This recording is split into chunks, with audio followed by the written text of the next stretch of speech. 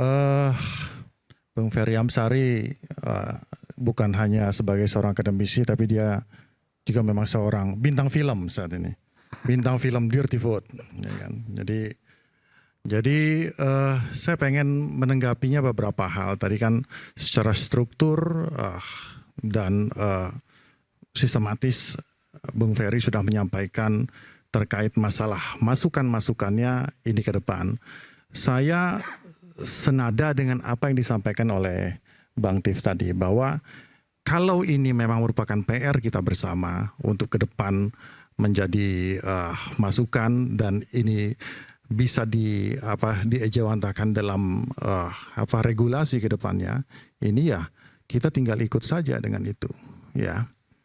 Nah, tapi ya kedua, bahwa memang kita harus naik dulu ke hal yang paling atas, bahwa regulasi ini sudah terbentuk dan sudah disepakati bersama oleh para stakeholder. Stakeholder itu para pembentuk undang-undang itu ya ada seluruh partai yang ada di situ. Ada dari Gerindra, ada partai yang mayoriti di situ, PDIP dan lain sebagainya, kan seperti itu. Nah, yang berikutnya apa? Hasil daripada produk itu mengkanalisasi hal tersebut, ya kan, bahwa setiap ada pelanggaran laporkan ke Bawaslu.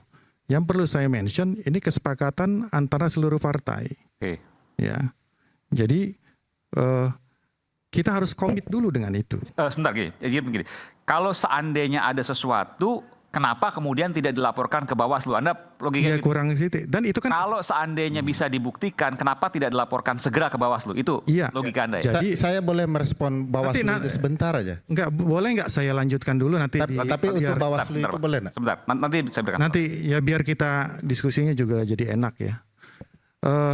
Nah, artinya itu kesepakatan bersama kita untuk itu. Jadi dan itu kan sudah pernah dicoba juga. Tadi sudah di headline-nya sudah pilkada rasa pilpres. Nah, formulasi apa yang disampaikan oleh Bung Ferry tadi itu sudah disampaikan juga ya, argumentasinya di dalam pilpres kemarin oleh Ganjar ya dan oleh Pak Anies, dan ditolak. Tidak beralasan secara hukum seperti itu. Jadi ya suka tidak suka memang seperti itu. Kesepakatan kita bersama seperti itu. Ya. Balik lagi, masukan-masukan itu akan kita sama-sama tabung. Ini korbannya bukan cuman dari pihak sana saja. Semua ikut menjadi korban terkait dengan hal tersebut. Ya. Jadi artinya apakah yang dikatakan oleh Bung Ferry itu hanya menyorot kepada satu sisi saja, ya kan? Hanya menyorot kepada satu pihak saja, ya kan? Dugaan kecurangan oleh Kim Plus umpama seperti itu, ya kan? Apakah ada kecurangan lain di sisi yang lain? Apakah itu juga dibahas dan diteliti juga oleh Bung Ferry? Kan itu yang harus fair ya. Jangan hanya yang merugikan calonnya. Itu saya Gerindra lah saja dan Bung Tif gitu ya. Iya, dan jadi, Bung Arief Rosyid. jadi saya netral aja, nggak ada ya. Dilihat nggak ada kecurangan yang lain nggak? Iya, makanya kan. Kalau dalam hal ini misalnya Bung Arief mengatakan di Jakarta gitu kan. Saya ambil contoh ini. Kalau aspek hukum sudah rigid seperti itu, ya. Kita ambil aspek sosial dan psikologis masanya dulu. Contoh seperti di Banten. Ya. Di Banten itu ya, kalau kita lihat secara psikologisnya bahwa dinasti yang berkuasa di sana sudah 20 tahun lebih. Ya. Masyarakat di sana dari artinya 20 tahun yang lalu ini berkembang. Anda tahu ada di sana daerah urban dan juga daerah modern, BSD dan lain sebagainya sampai ke pelosok-pelosok. Ya kan? Yang mereka lihat itu stigma yang ada pada sosok yang ditampilkan pada saat itu. Ketika orang melihat seorang Airin, yang dilihat bukan cuma Airinnya, tapi yang dilihat adalah suaminya itu Bagus Wawan.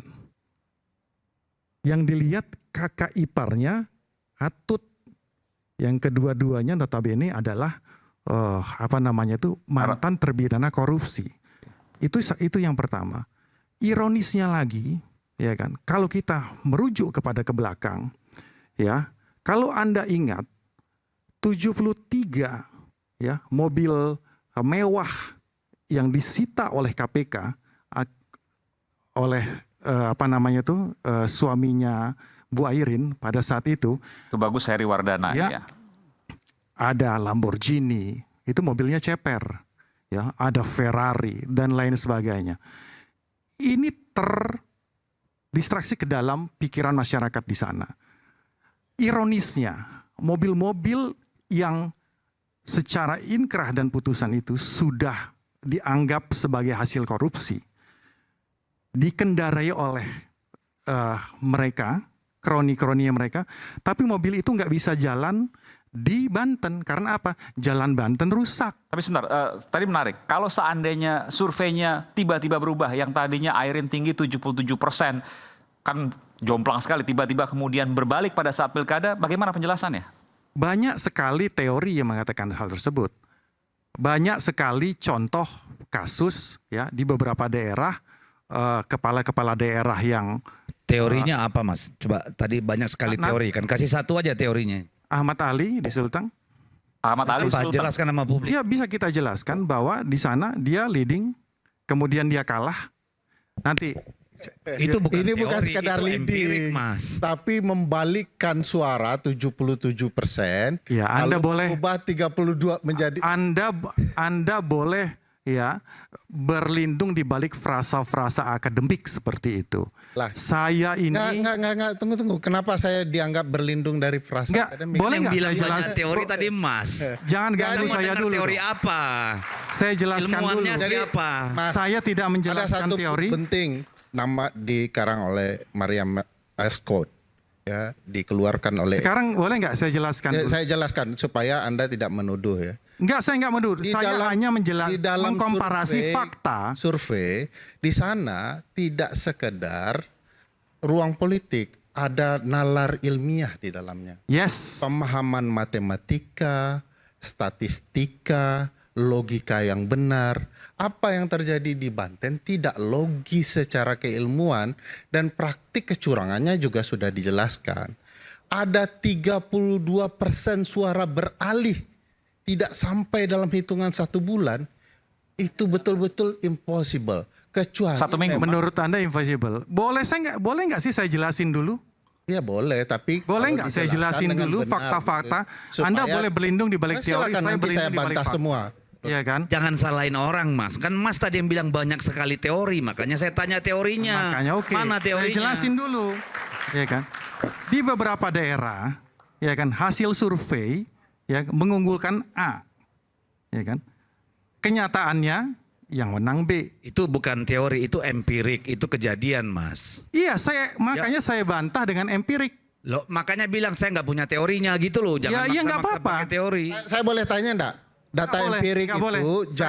jarak persentasenya berapa dari Saya mau jelaskan Masa itu saja. Diskusi bantah tidak boleh, padahal moderatornya di sini. Boleh aja sama moderatornya. Ya nggak apa-apa. Kecuali Saya Anda hanya seolah-olah ilmiah tapi Anda berlagak boleh, seperti Anda boleh moderator. berlindung di sana.